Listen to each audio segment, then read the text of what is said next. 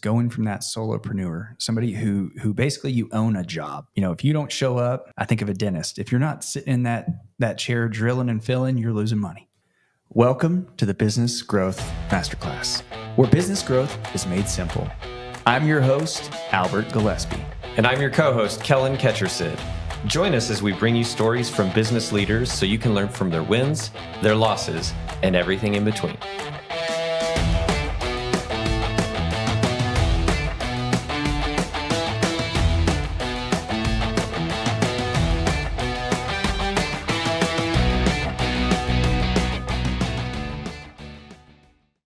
Today's guest is the owner of Total Plumbing Solutions, a plumbing company based in Decatur, Texas.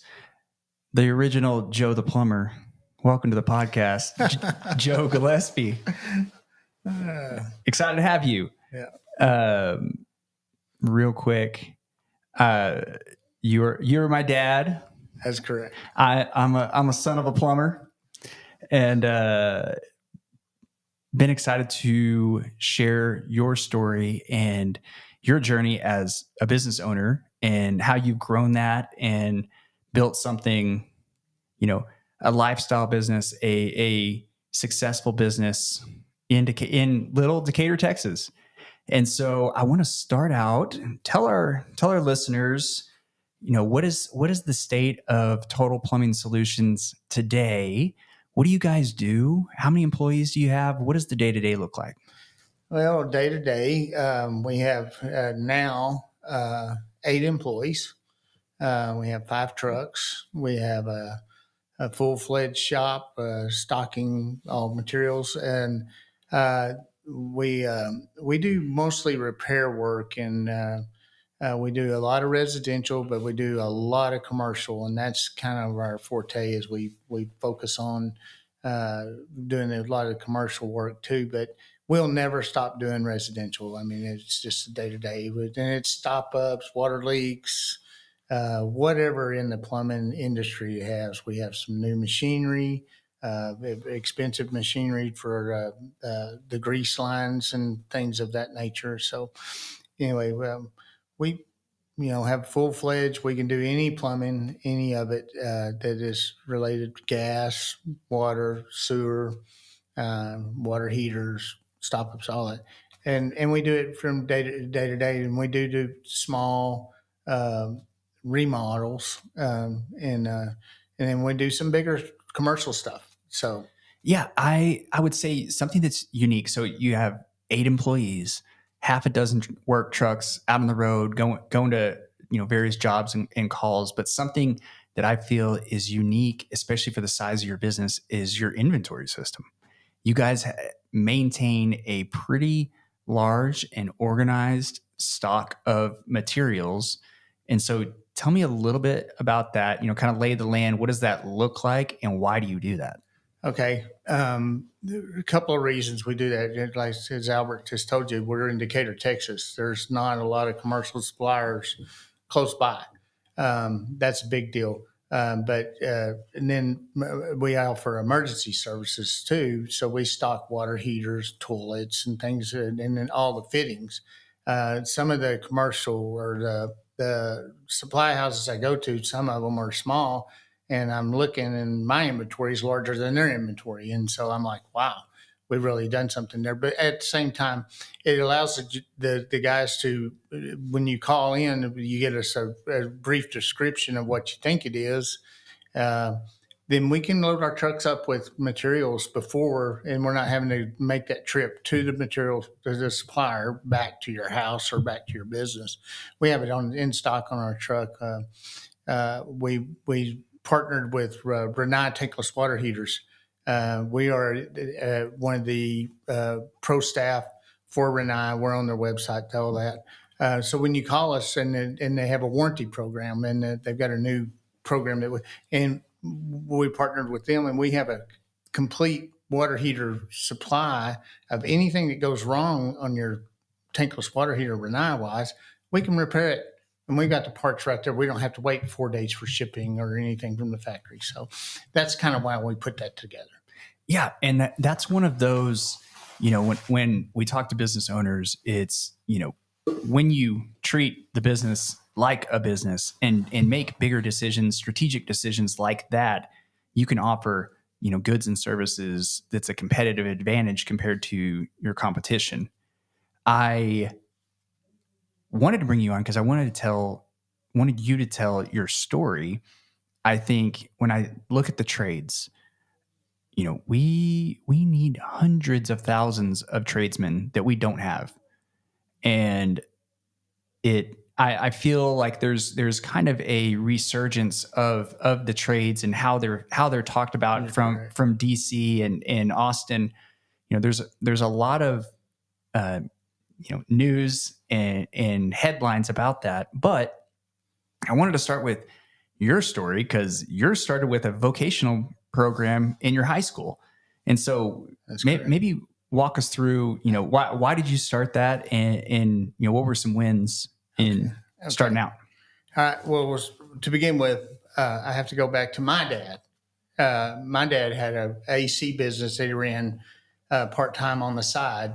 He was a maintenance man for an airline company, and they had to work on air conditioners anyway. So he started this AC company. So at 10, 12 years old, I was helping my dad in AC work. And as we get into high school, they offered a AC program. So I took that program, and it was 2 years of class, and the program that they had a plumbing vocational, a building trades, and we built a house every year for the school, and the school sold it. But anyway, so from that, I moved into a small company, much like what I have today, and doing residential AC repair. And I did that from high school for about a year and a half or whatever. And back in the 1980 heat wave, that's whenever I was starting AC work. So we had plenty of work. And anyway, but then I got with one of the jobs, a commercial contractor. I just, boy, if you want to make some money, go to commercial. Well, my mother worked for Dallas County. So I managed to get on with their maintenance department. I'm like, yeah, I want to work on these chillers and stuff. And it's like, boy, we'll let you ride out a chiller or two for you, but we contract all that out. You're going to work with this old plumber over here. I'm like, I don't want to be a plumber. And anyway, they're like, well, that's what you're going to do.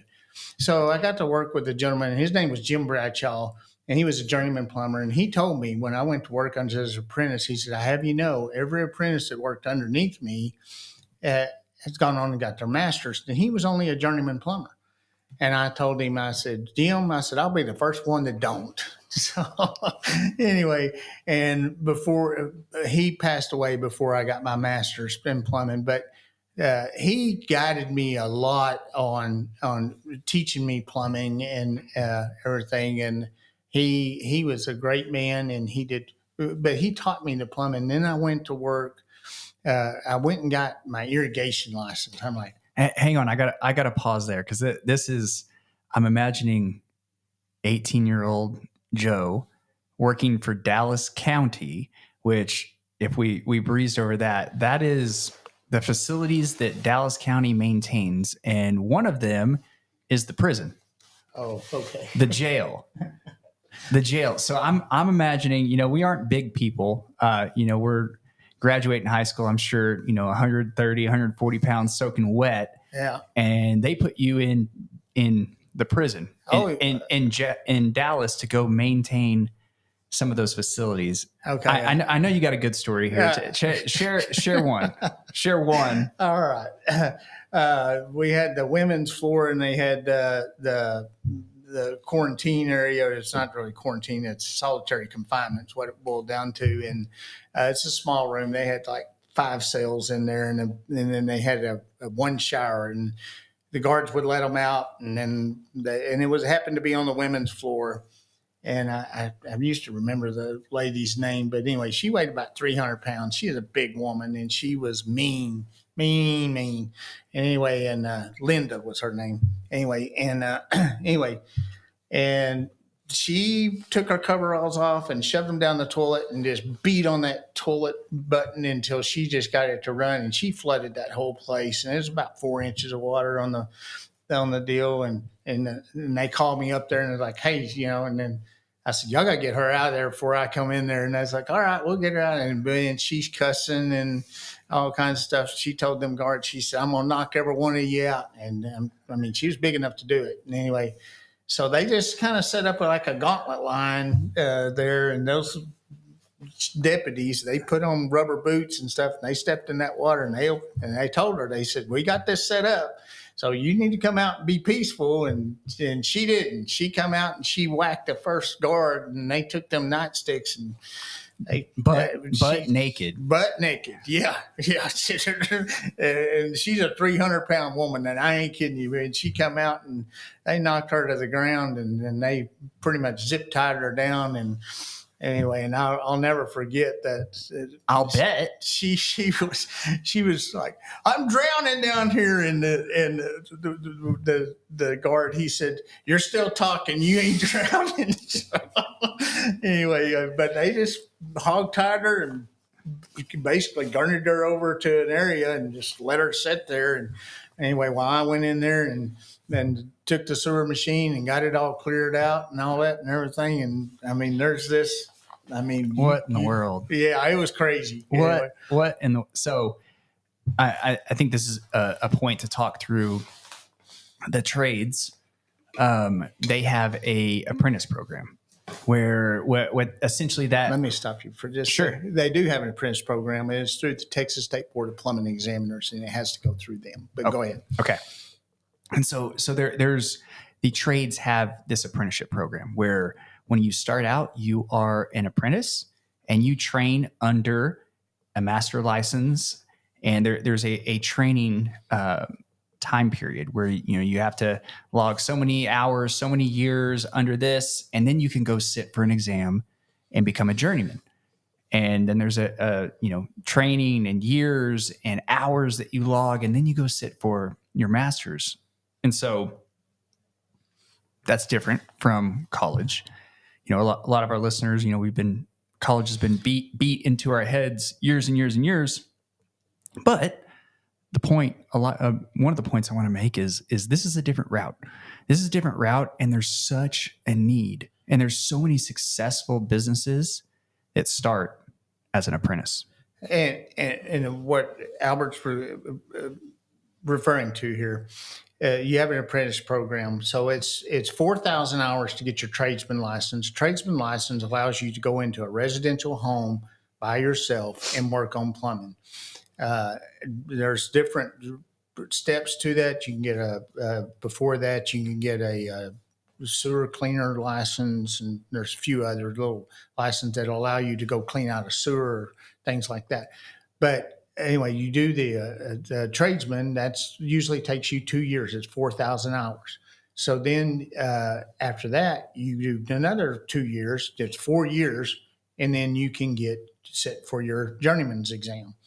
And then once you do that, now you can do it in 1 year after you get your journeyman's license. You can go test for your master's. And but generally speaking, unless you've grown up in that industry, which a lot of sons have, and they can do that step program and make that happen. But you need a lot of experience in there to get there. And generally speaking, it's about 7 years or 8 years before you can actually sit for your master's confidently and pass it. But what the state has done back in, I think it was 2018, 2019, they voted our license out. And we got together as a group and got with Governor Abbott, and he did an emergency order and reinstated our license. The state board is we've now got our new building that we own, and it's they've broadened the spectrum where they have different testing facilities now. We have one in Waco, they have one down in Austin, and then they're doing more. And a lot of the tests now are computers, so they can test at the local colleges and stuff once they've done all their background work, and then state's done their background check. So they sped up the process of getting licensed. So therefore, they have sped up the process of having more plumbers available to do that. And in my book, from where I came from, because I come from the way old school, the 70s, 80s, 90s era, and back then you had to go do tests. Like my master's test was 2 days. Today it's 6-hour test. Yeah. Anyway, Yeah. so Yeah, and some of that is we need more. How can we make this more efficient to get more butts in the seats, so to speak? And there's definitely trade-offs that come with that. But okay, so Dallas County, now we're getting our irrigation license. okay, So keep going. So I got my irrigation license, and anyway, I thought, man, yeah, I can do this on the side, make some money, and so on and so on. And I did that for a couple of years. So I pursued that and went for that. And Jim Bradshaw got with me, and he told me, he said, "Son, you're not going to make any money here. You need to go to the union." And he helped me get in the union and the UA plumbers of the nation. In my book, are top of the line. They are very intelligent. They're very smart. They're union plumbers are really good. However, they have their union protocols and things of that nature, and I didn't care for some of that. And I went to the union and wound up getting my plumbing license there. I went down and got my master's, but I worked over there for quite a while. But I worked my way up from the tool cart. I worked out at Texas Instruments in the union, and learned a lot out there. But then they promoted me to a project manager. I was scared to death that I was going to mess up this company, and they supported me. They taught me how to run a business, how to work a business, how to do a lot of things in the trade. And then I wound up being a project manager, running some pretty substantial big jobs. They were very big money jobs, and I learned how to manage the clientele and manage the personnel and materials, and develop a profitable business to do that. And worked till they laid me off, and then I started traveling around the country. All right, let me pause there real quick. The irrigation on the nights and weekends, and I think I don't want this to be lost as the side hustles. The working the nights and weekends on these irrigation jobs. Those are some of my first memories I have are, Saturday morning going and getting donuts and some chocolate milk and walking around with the shovel in my hand, helping dig ditches and clear out, valve boxes and things like that. And you did that for a season, and it was a side hustle, and it was, it's not easy work. You're out there, manual labor in the ditches, laying pipe. And then you were approached by, some friends that had worked for the union. And I think this is unique, especially in Texas and in West Texas. We don't hear a lot about unions. It's a lot of small business, a lot of mom and pops out here. And so we don't have a lot of exposure to that. But for some of these larger commercial operations, and so, your plumbing experience with the union was a lot of high purity plumbing for chip manufacturers, for Texas Instruments, for some of these larger manufacturers. It's not a throw some PVC down in the ditch and put some primer and glue on it. It was very high purity plumbing, welding, steam fitting. Tell a little bit of what you can tell a little bit of some of the high purity, how that differentiates from regular plumbing.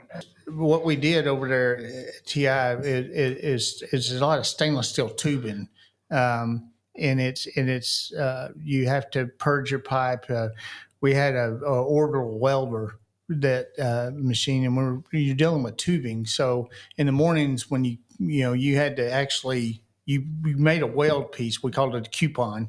Anyway, and you just welded two pieces of pipe together. You cut it open and you laid it up on your welder, and you had a QC guy that he'd come by and he would measure it and check your weld and check for the porosity and all kinds of things that he was checking for in that weld. And then he would tell you, hey, you need to adjust something on your welder or you're good to weld for today.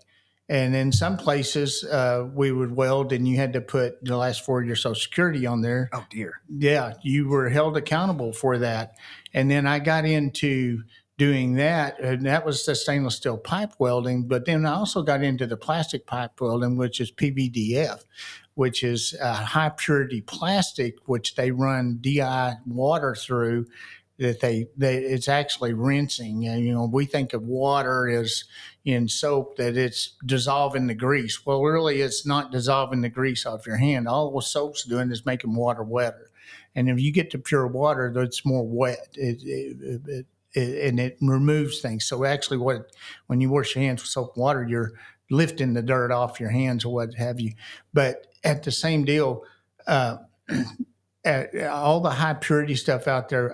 I mean, I welded a huge system, pipe. Anyway, and I had to season it for 48 hours before I could put it in play in the system. And to shut down their fab was enormous amount of money, and they timed it by the minute. So they would plan the stage for you to do a shutdown. And so I learned a lot about being prepared for your job on those shutdowns, because time is money out there and in those fabs. And I learned it very well. And I became that guy that they would go to. And then I learned how to work on the actual welding machines to repair them, because we'd have to send them to California to repair the plastic welding machines.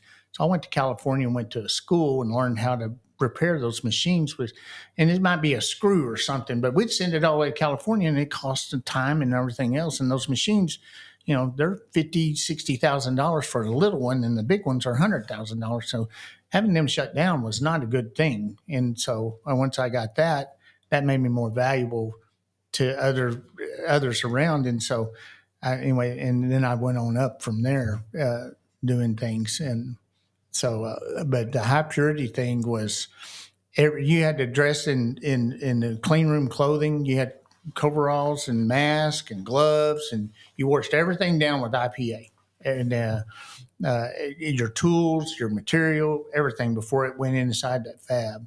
And anyway, and it was very high purity, very precision. And everything was very precision. And that's the beauty of the union guys. They know precision measurements, precision, and it's how do I say it? When you put stuff up, it's show pipe. Yeah. Okay. And it's a picture, and and your coworkers will come by and they're like, "Hey, that pipe's out of level." Or or this or that. They looked at it, and when you went to the break room or whatever, and they would be like, "Man, did you get that fixed? That looked awful." And you're like, "Yeah, I fixed it." Oh, okay. So lessons here. I think first and foremost, you spent a lot of time in the union doing, traveling, going to these bigger, really precise clean room type jobs. And looking back now, owning your own company, it would be easy to say, man, I wish I had 20 more years, of in my own business. But in reality, there's so much of the plumbing company and culture that you've built today was informed by the years in the union of building these, very precise, very commercial style,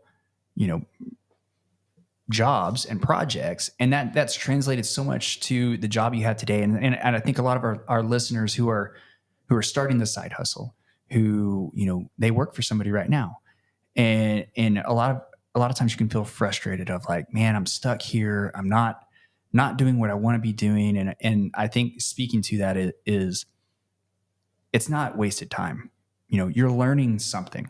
You're learning you on someone else's dime, managing these huge projects, these large dollar figure projects that if you were to go and do that without any experience on your own, that would be miserable. You'd be terrified. You'd never do it. And so much of that experience you gained is managing these big jobs, having a deadline that really, really matters, learning how to prep your job so that you're really, really efficient, making sure everything is square and uniform and easy to maintain. All of that you see on all of your jobs today, and it informs the company that you have built today. And so I think that's a great transition from, all right, you got to traveling quite a bit in the union, and the nature of the union is they have layoffs. Yeah, it's just a saying in there. The first day on the job is closer to the next day that you're getting laid off, because in the unions, they build a building. They go in and they hook up all the tooling and all that and everything that goes to all those machines and things in the building. Once it's complete, you don't have a job. I mean, it's done.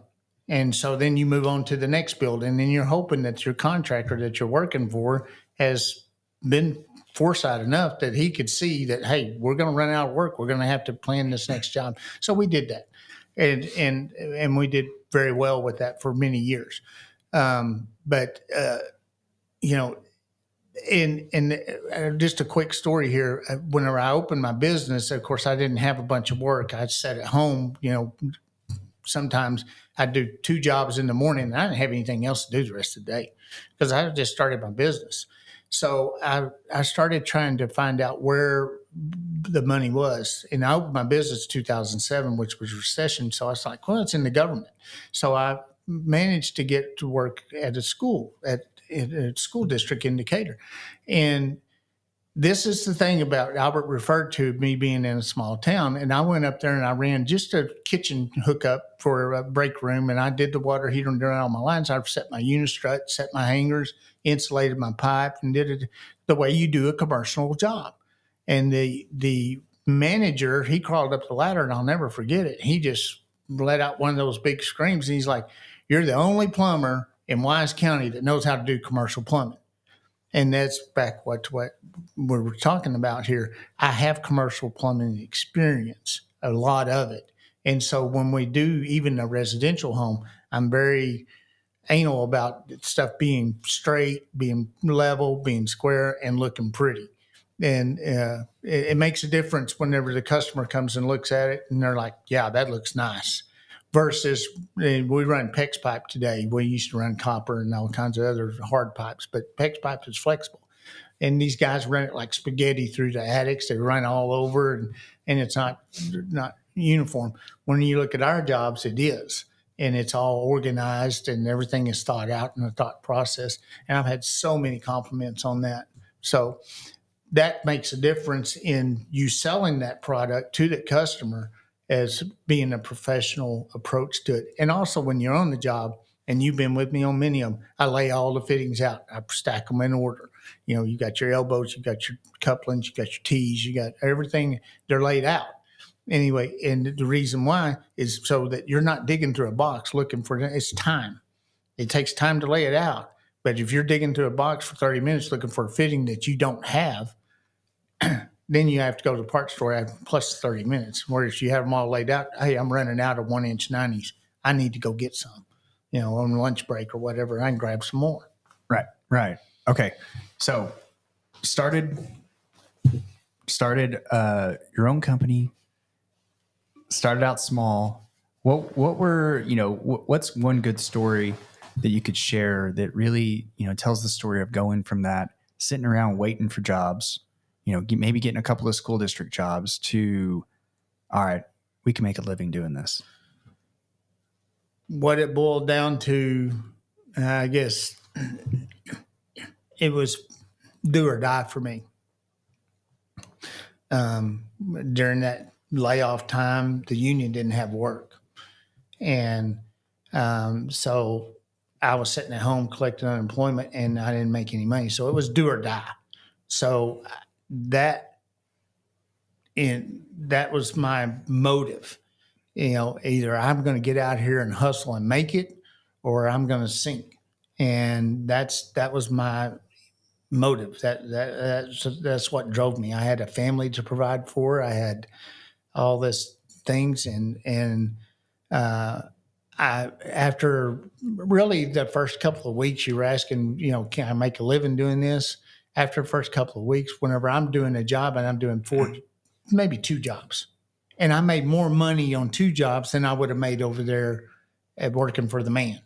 And I'm like, yeah, I can do this. And that's to answer your question. But it was do or die for me, and that's what I did. Okay, we've talked a lot about this.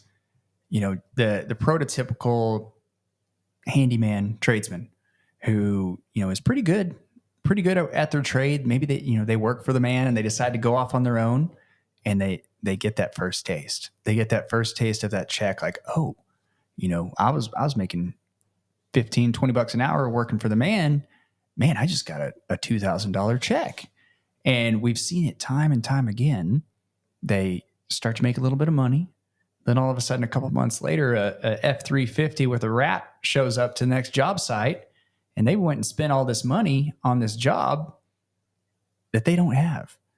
And so you have made that transition from, solopreneur, working for yourself, doing your own thing, to business owner. And what were some of the either key events or key hires along the way that helped you go from that solopreneur to the business owner? There's one deal, and I hope he don't get mad at me, but I'm going to use his name, Jeff Jones. I went to church with this fella. He's a CFO for big companies now. But anyway, he was a CFO for a company. And I asked him to come after about 5 years in business, and maybe 4 years in business. And I was operating out of my house the way every little small business starts. Start in your house, a little desk, a little garage, and that's what I was operating out of. And I had him come look over, and I hired, high school girls or whatever to answer the phone just out of high school or something, to answer the phone and do my QuickBooks. And he told me he looked it over for a couple of hours, and he called me. He said, meet me at the cafe. We're going to have lunch. And he just flat out told me, he said, you're probably one of the best plumbers in Wise County, but you're the worst bookkeeper I ever saw in my life. So, and he said, here's what you got to do. And he coached me through this. And what he did is he said, first thing you do, he said, you go rent an office, you go rent a building or somewhere, and get out of your house. You're never going to be recognized as a business at your house. So move out of there. And the next thing you do is you're going to cost you some money, but you go hire somebody that is a competent person in accounting and doing your QuickBooks, your day-to-day operations, doing your scheduling and managing your money. And so we did that, and I had leased a place just to store materials in, but it had a little bitty shack in there. And anyway, and I made an office out of it. And we got our computers up and running, got our phone system in, and then we started going from there. And that was the key switch right there that turned me from just a fligged little company to actually being a business owner and actually running a business. And we've grown from there tremendously. Okay. That is the hardest part. And but it's just the reality of being a business owner is hiring, is basically recruiting and retaining good people. It's the business owner. You can't be the quarterback. You have to be the coach. You have to be recruiting the best people who are better than you are at the various pieces of the business. And so one of those key hires for trades that we see over and over and over again is accounting. How can I hire a bookkeeper who is competent and can think in the big and the small picture? And you can win when you hire somebody like that you aren't teaching. And we talked about this earlier. The key to hiring well is hiring people that add value and teach you day one.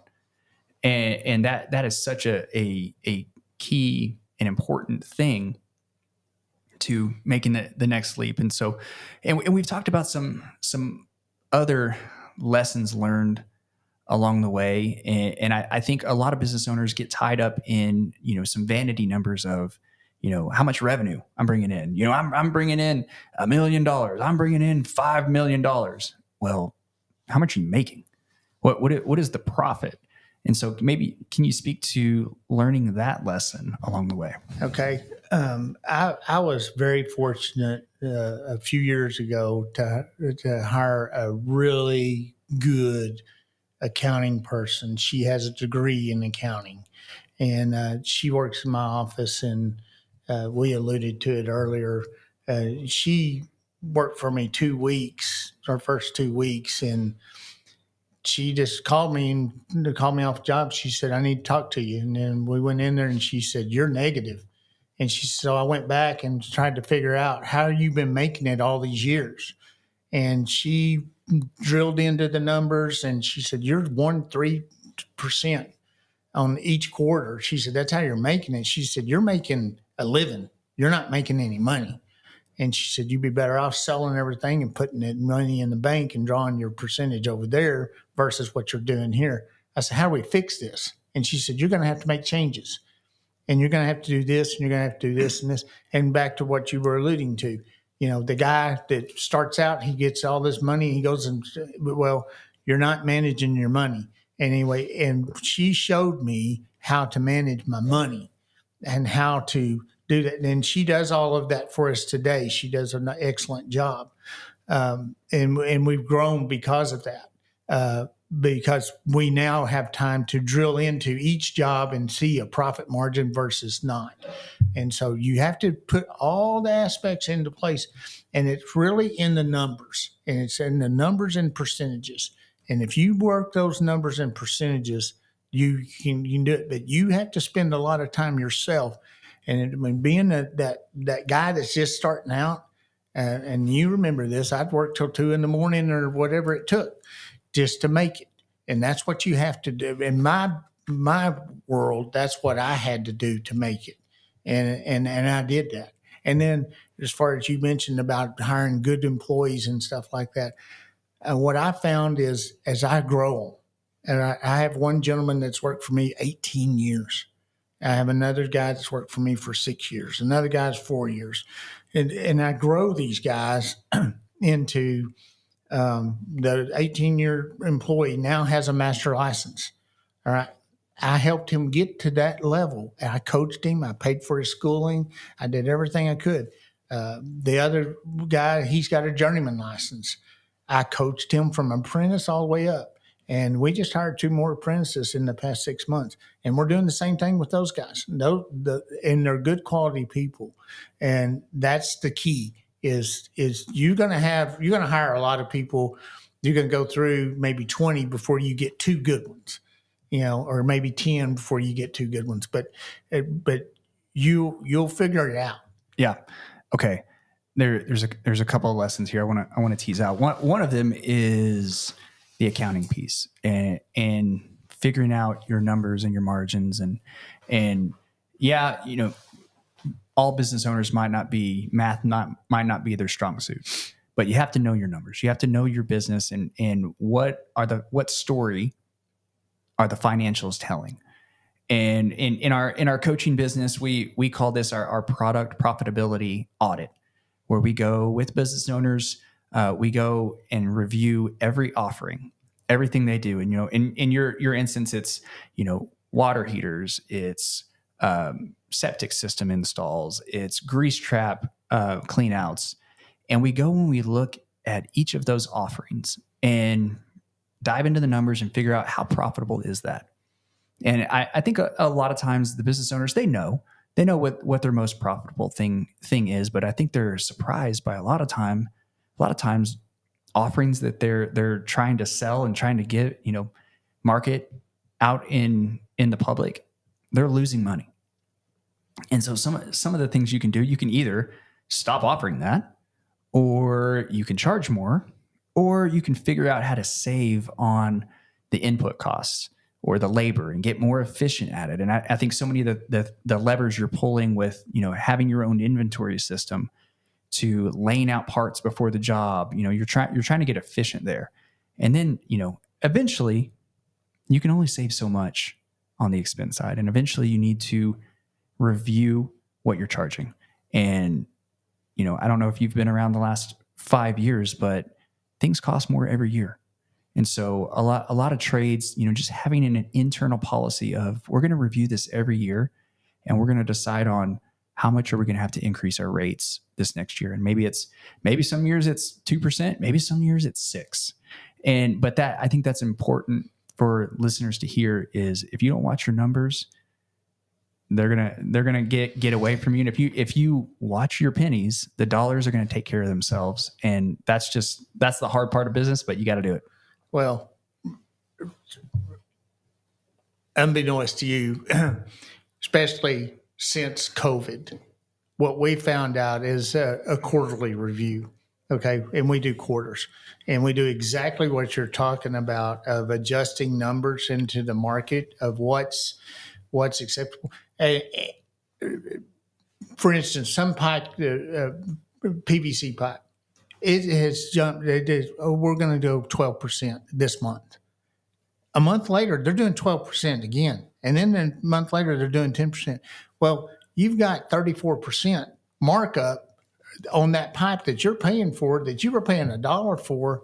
Now you're paying $2-3 a foot. You're paying $1 a foot here. Yeah. And you've got to incorporate that in. And where it really hits is the residential customer because they don't expect that.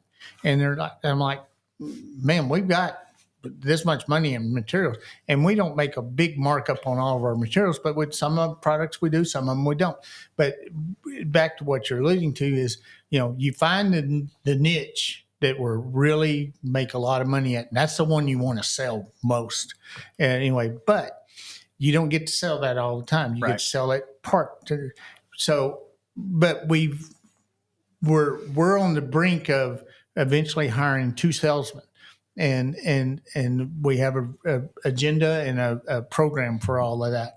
But at the same time, it's to market the high profit items as well as the plumbing. And then there's some jobs that we take to get into their corporation. And it may be, y'all going to come clean out the drains every 6 months. Okay. That's fine. We'll come clean out your drains for 6 months. We're not making a lot of money doing that. But whenever the ABC plumbing over here breaks or whatever, oh, that guy does plumbing too. So then you get that work too. So that's how that works. Yeah. And that's a good nuance when you are reviewing your products. Maybe some of those things you aren't making money on, but it's essentially it's marketing. It's marketing costs of, all right, I got my foot in the door. And now when, whatever breaks and they need somebody, I'm already in their system. I'm already able to do that. And so, okay, I want to take this next to, you talked a lot about your people and building your people up. And I think this is a big leap for business owners is going from that solopreneur, somebody who basically you own a job. If you don't show up, I think of a dentist. If you're not sitting in that chair drilling and filling, you're losing money. And so that's kind of the initial business ownership is you're that solopreneur and you've got to be there. You got to be there every single day, turning wrenches, digging ditches, but making that leap to now I'm a business owner. I'm building this business to run without me in the day to day. And that's where the magic happens. That's where you can actually hire people that are better than you at all these different areas. And so you've done that. It takes a long time. Unfortunately, there's no magic pill. Unfortunately, it takes a lot of time, effort, blood, sweat, and tears, hiring 20 people to find the one. But now, what is your vision for what Total Plumbing Solutions looks like in the next 5-10 years as you now turn the page and have built a business that can run without you? in the plumbing world, to own a plumbing company or to run a plumbing company, you have to have a master license. Okay.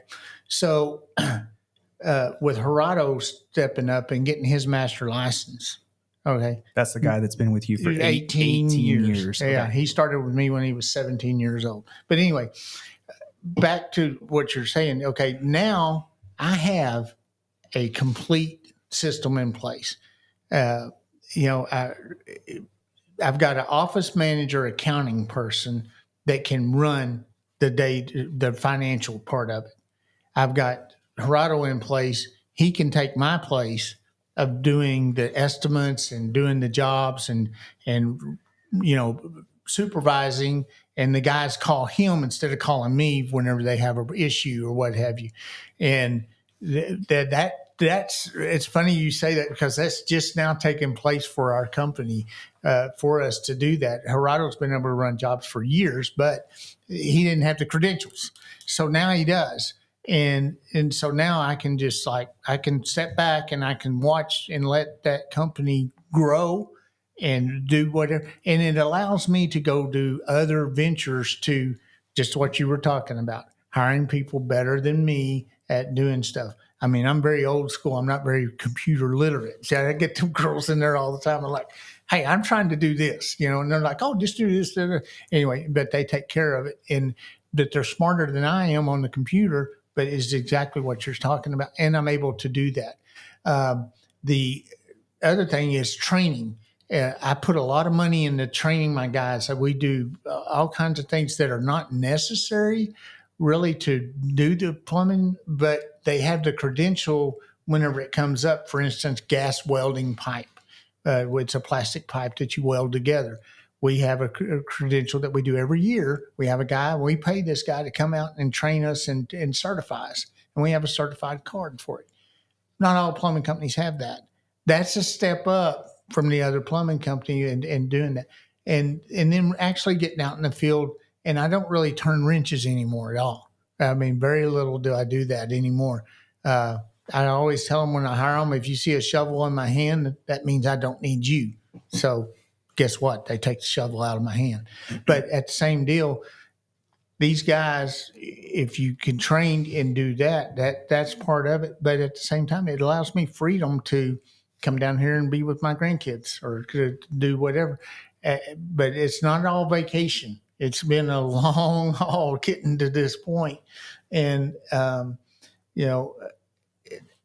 guess to answer your question there, that's what we're doing. We're coming that direction, exactly what you're talking about, of hiring people to do that. We've got other programs in place that we're trying to initiate and go with and go from there. Yeah, and just painting the picture for the listeners. It's for the plumbing business. It's you have this master license underneath your master's license, and so it's not redundant, or it is redundant there. You have a team of journeymen, you have a team of apprentices that are doing the work, and then in the office, the admin side, you have people who are better at the things that you're not strong at. You have the accounting team, you have the marketing team, who they are constantly selling and putting your name out there and bringing more customers in the door. And then you have your inventory team that is managing your inventory and trying to keep that as efficient as possible so that you can watch your overhead, your input costs, so that you are as profitable as possible. And that is inspiring. I think back to, the junior, senior in high school, climbing up in the attics for HVAC company, to building this business that can run without you. That's not a story that gets told. It's not the, you go to Harvard or Yale and all of a sudden you start this big tech company. It's such a need now with so many trades, not having enough, that telling your story, I think is important. And I want, our listeners to hear that the boring trade companies, those are some of the most successful people I know, are people that treat it like a business, like you're doing. It's not just a job. You're treating it like a business. You're building it. You're pouring into people, and you look up 20 years later, and all of a sudden you're an overnight success. But it took that 20 years of building to get there. Well, I would like to send this out. Okay. In the plumbing industry and the electrical and the AC, in these trade industries, you don't go to college. Yeah. You get paid to learn. You don't have a tuition. You don't have a big bill at the end of the world that mom and dad's having to help you out, or you're having to do, or whatever, or you this burden over your head all the time of owing this big debt. In the plumbing industry in particular, they have a very good structured program that is a step program. And what we do is I teach a lot. I teach constantly with these guys, and you don't have that big debt. And whenever you turn out and you're a journeyman in the state of Texas, that license also we'll go over to Louisiana. They're working on Oklahoma right now, but Arkansas, Colorado, Texas has the most stringent testing and hardest to get your license. So they're recognized, and they've also been recognized by countries, not just the United States. But that program will help teach these guys to do this. And then in the process, yes, you become a great plumber. And I had to have somebody actually tell me, you need to hire this stuff out. And then when I learned from that, and I did that, and whoa, what a difference it made in doing things of that nature. And, but yes, you're right. It all starts in that ditch. And anyway, and if you can't do the ditch work, you're not going to make it in the rest of it. And so I always, tell them they have to go to ground school before they can fly. So. I like that. Okay. How do I send people? Where do I send people if they want to do business with you? What number do they call? What website do they go to? Okay. We have a website, Total Plumbing Solutions of Texas.com. I believe that's correct. You have to check that one out. I'll figure it out. I'll put it in the show notes. But our office phone number is 940-627-4445. And we're in Decatur, Texas. And we have contracts with different companies.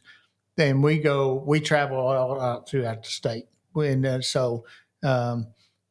now residential, that's a little different ballgame. We're not going to drive to Abilene to do a stop up from Decatur, unless you're willing to pay for all the fuel and miles and hours and all that. But for commercial businesses, we do travel for them. We do several chain grocery stores and convenience stores and gas stations and what have you. We have contracts with them. We're in their system, just like you were saying. It all started from one job, getting into their system, and then lo and behold, we became something for them, and we travel all over, and we do pretty big jobs for them. You can call us at that. Great. You can do that. Great. All right. Well, thank you for being a guest. This was great, and I'm excited for this one to come out. Well, I'm excited for it to come out as well. And on another note, it means it's going on social media and what have you. I'm very proud of my son, of what he's done and what he's accomplished. And, he may not see it, but that grit in the ditch that I've instilled in that boy and everything, that's the grit that drives him today. And I'm so proud of him. And I'm proud to be a part of this podcast with him. And it is very rewarding. Cool. Grit in the ditch. I'm going to take that one. All right. If you are a business owner and you feel stuck in your business, you feel stuck and your business is plateaued and you don't know how to get to the next level, go to our website, stagcoaching.com, and in the upper right-hand corner, click to book your free consultation. And your free consultation will help give you the next few steps you need to take your business to the next level. It's free, and it's on our website, stagcoaching.com. Thank you, and we'll see you on the next one.